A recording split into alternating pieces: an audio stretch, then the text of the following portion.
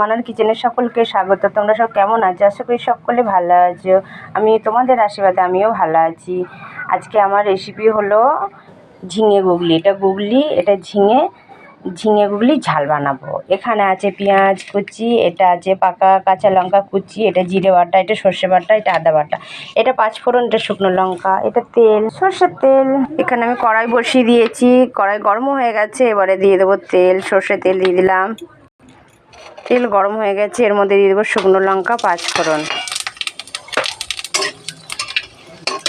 এবারে দেব পাকা কাঁচা লঙ্কা।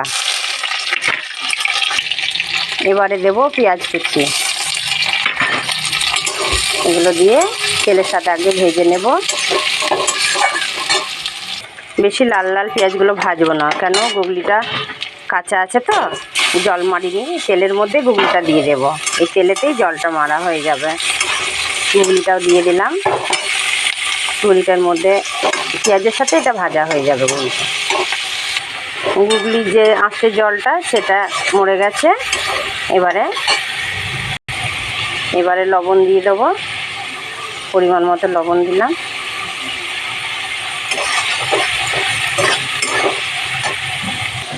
এবারে দেব হলুদ দিয়ে দেবো। হলুদ দিয়ে একটু ভেজে নেব। এবারে দেব আদা বাটা।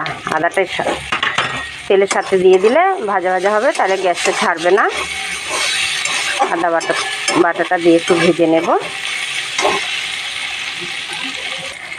আদাটা কষানো হয়ে গেছে। এবারে দেব সর্ষে বাটা।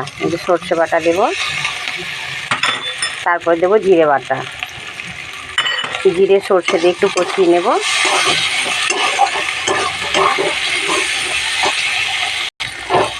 জিরে আদা সর্ষে দিয়ে কষানো হয়ে গেছে। এবারে ঝিঙেগুলো দিয়ে দেবো।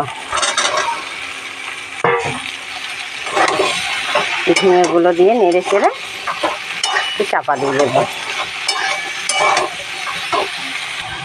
ঝিঙের কিন্তু অনেক জল বেরোবে, ঝিঙের জলেতেই গুগলি সেদ্ধ হয়ে যাবে।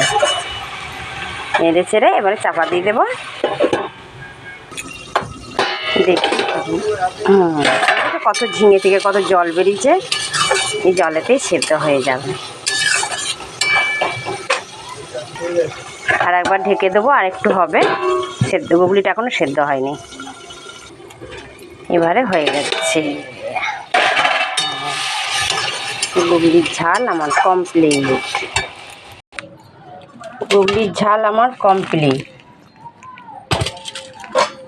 বন্ধুরা কেমন হয়েছে জানাবে।